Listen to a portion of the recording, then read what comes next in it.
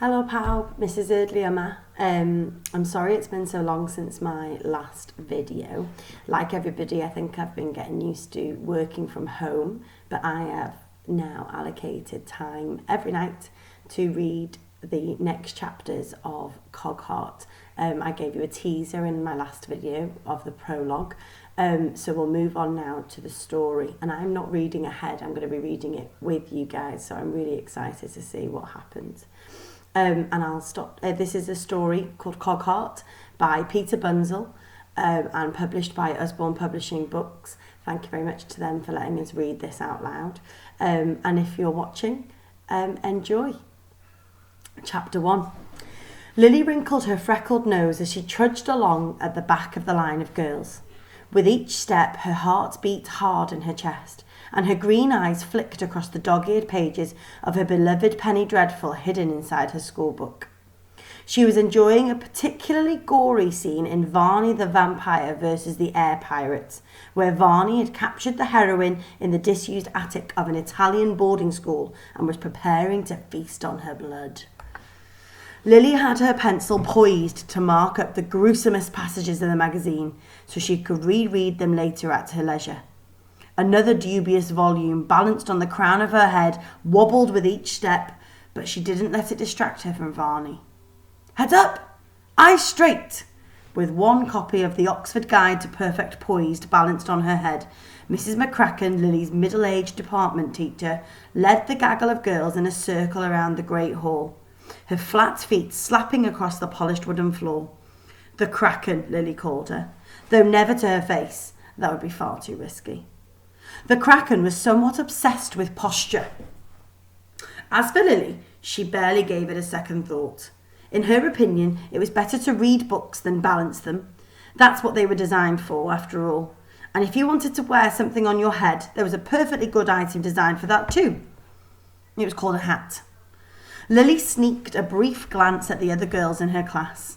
At the front of the line, Miss Lucretia Blackwell had her prim nose stuck in the air and 3 copies of Sensible Etiquette for the best occasions balanced on her perfectly coiffed hair. Second came Miss Alice Harvey, who had 7 copies of Butterwick's Guide to Better Manners balanced on her donut plait. With that monstrous hair bunkle, it was no surprise she never dropped a single copy. Miss Gemma Ruddle was next. She had 4 precarious copies of the Lady's Manual of Politeness, balanced and would stop after each step and pretend to scratch her ear so she could adjust the Leaning Tower of literature. Lily had long ago noticed the other girls never read in posture class. It seemed thinking and walking simultaneously was too difficult for them. She doubted a single important thought ever floated through their minds. If Spring-Heeled Jack or Varney the Vampire or the Air Pirates or any of the other blackguards who roamed England ever caught any of those girls in a dark alley, they'd be dead for sure. Dead before they'd practiced their conversational French, dead before they politely discussed the weather or asked, tea or coffee? In short, dead before their perfectly poised bodies struck the cobbles. And what use was deportment to one dead? No use. No use whatsoever. Stop! The Kraken yelled, and one by one, the girls stopped in a neat line behind her. All except Lily, who, having failed to notice her untied shoelaces, tripped, stepped on Gemma's foot, and fell. Ouch! Gemma staggered forward, clutching at Alice to try and keep her balance, but in vain. Her 4 copies of the Lady's Manual of Politeness slipped from her head. Careful! Alice cried, dropping 7 copies of Butterwick's Guide to Better Manners. Thud, thud, thud, thud, thud, thud, thud. Lucretia wobbled from side to side, grasping at the top of her head, but she was too late. 3 copies of Sensible Etiquette for the best occasions slipped from her brow and scattered at her feet in a crash of fluttering pages. Why don't you pay attention, you galumphing lump? The Kraken shouted. What have you got to say for yourself? Lily gazed up from the sea of fallen books. Was the woman talking to her? Sorry? She tried. The Kraken huffed. I said, what have you got to say for yourself? Oh, never mind. She took the Oxford Guide to Perfect Poise from her head and threw it at Lily, who ducked as the heavy tome glanced past her ear. "You've been reading. You're not allowed to read in my class. I thought... And no thinking either." The Kraken folded her arms across her chest. She turned a most putrid shade of puce. It perfectly matched her purple dress. Perhaps it was her tight corsets that made her face flush so. The bell rang and the other girls scrabbled across the floor, grabbing their books and slamming them shut. They piled the volumes on the Kraken's desk and lined up against the wall, waiting for the signal to leave. "You may go," the Kraken said, waving them off with her hand, and the crocodile of young ladies filed out, whispering maliciously to one another. Lily dusted down her tights and stood to join them. "Not you, Miss Grantham. I want words with you." The Kraken waddled towards her. "Why is it you think you can ignore my lessons in favour of these tall tales?" She plucked the schoolbook from Lily's hand and examined the gory magazine hidden inside its pages, paying particular attention to the image of a bloody corpse with bat's wings. "Where on earth did you get this balderdash?" "Papa sent it in his last care package, miss. He knows I like the penny dreadfuls." "Does he indeed?" The Kraken looked unimpressed. Lily continued, "He believes one should read a lot wider than deportment manuals if one plans to get an exceptional education. Don't you agree?" The Kraken weighed the magazine in her hand. "No," she said, "I don't. Besides, this sort of buncombe is not approved of by the Academy. It has no educational value. It teaches piracy and air combat. And what young lady needs to know that?" The Kraken took a deep breath. "Nope, I'm afraid, Miss Grantham, I have to confiscate it. And if you've any similar stories, you'd better hand them over right away." Lily shrugged. "I don't have a single other magazine of that kind." "Nonsense, you've one there." I beg your pardon? Where?" "The one you're hiding." The Kraken craned her neck, trying to see what Lily had behind her back. Lily passed the magazine from her left hand to her right. "I don't know what you mean." "Give it to me."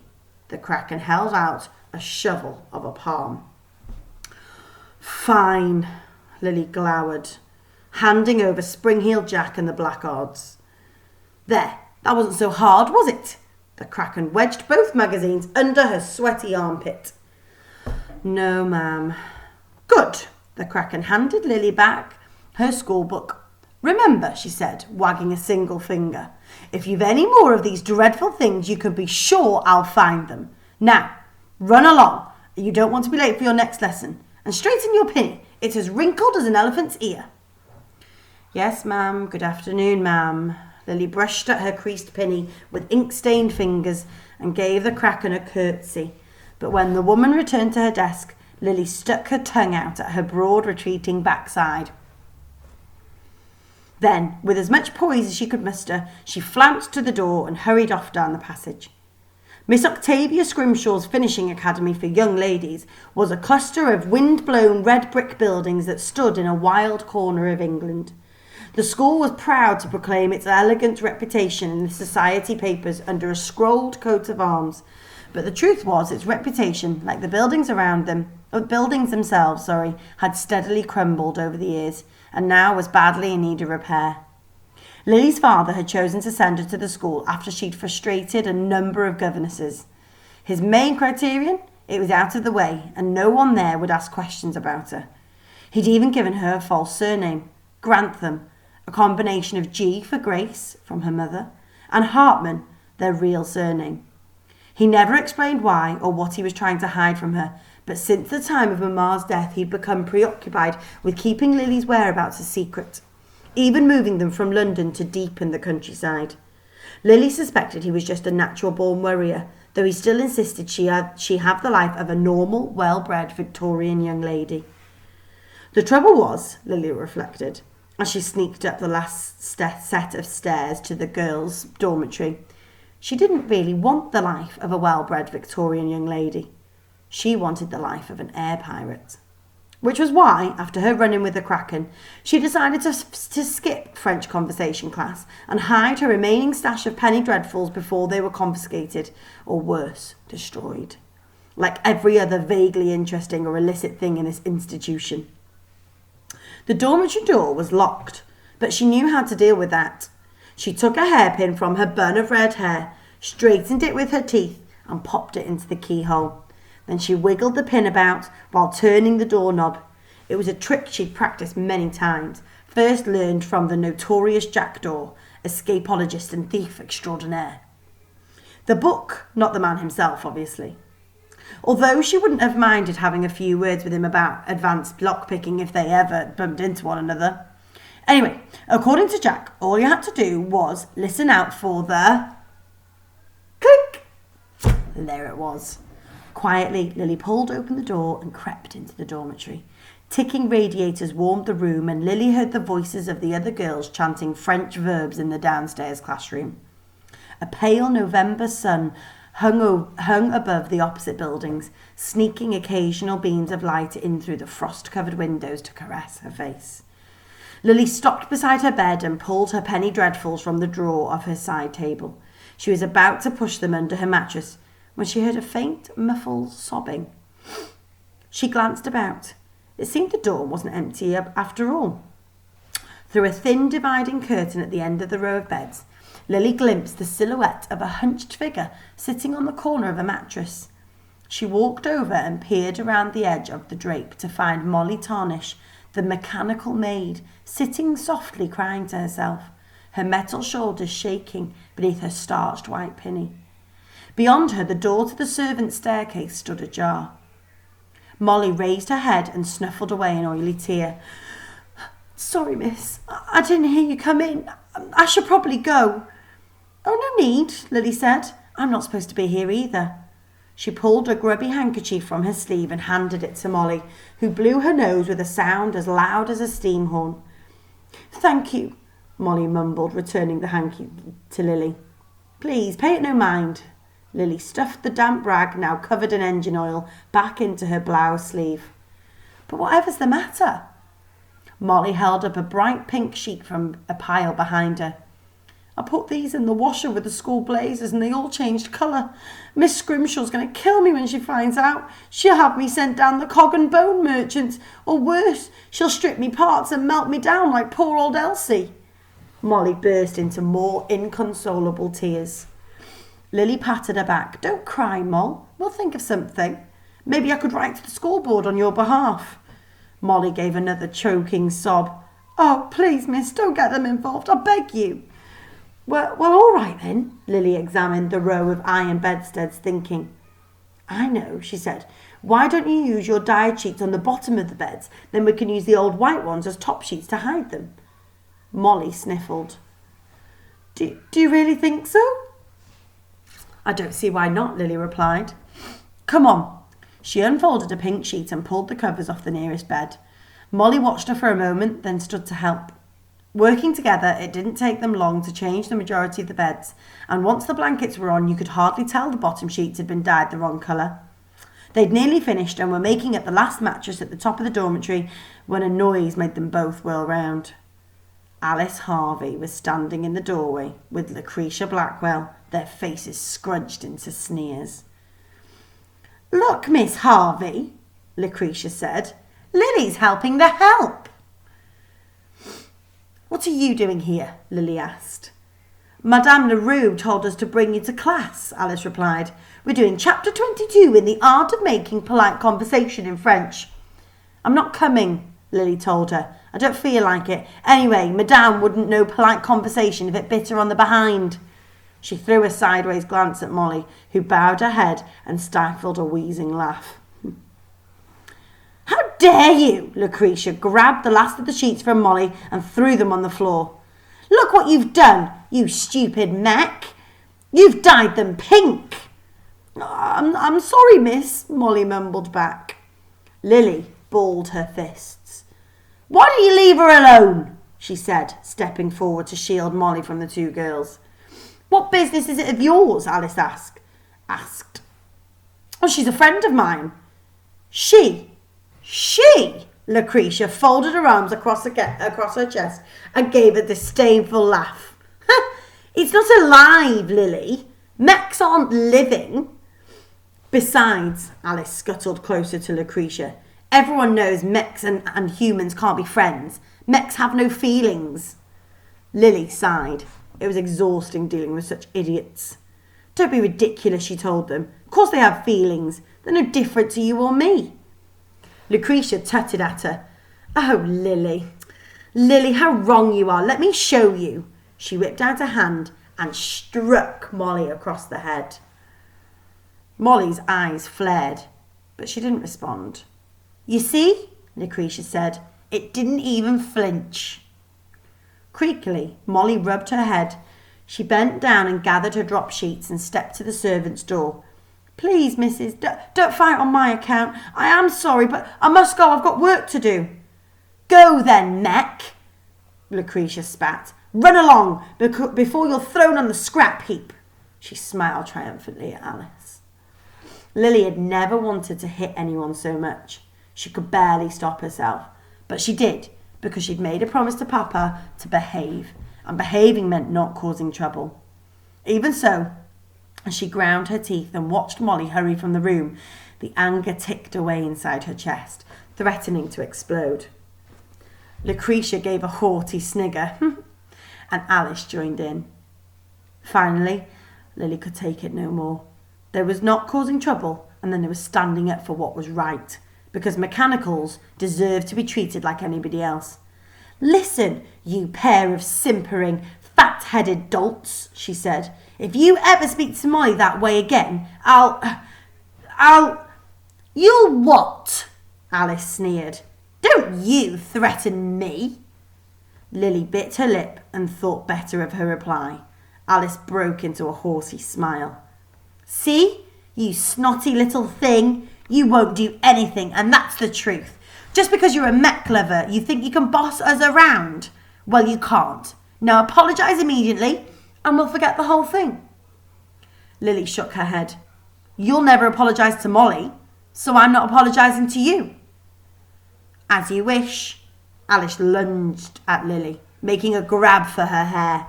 Lily ducked away and the girl's hand scratched at her collar, pulling at her bun. She tried to push back, but Lucretia had joined in with her friend. She'd got hold of Lily's other arm and wouldn't let go.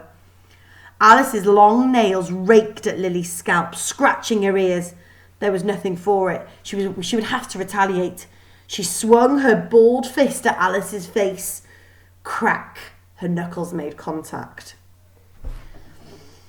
I said I was sorry, Lily protested as the Kraken dragged her down the corridor, pulling her along by the scruff of her blouse. Besides, she hit me first. Nonsense, the Kraken blustered. Anyone can see she has the complexion of a bruised beetroot. Her face always looks a bit purply, though. What lies you tell, child. They passed the main entrance and Lily glanced at the Academy's motto carved in the granite lintel. Vincit omnia veritas. Truth conquers all. Not in this case, Lily reflected, as the Kraken manhandled her down a flight of stone steps and out into the courtyard. In the quad, girls in thick winter blouses and woolen hats and scarves strolled arm in arm or perched bird-like on benches, their backs as straight as ironing boards.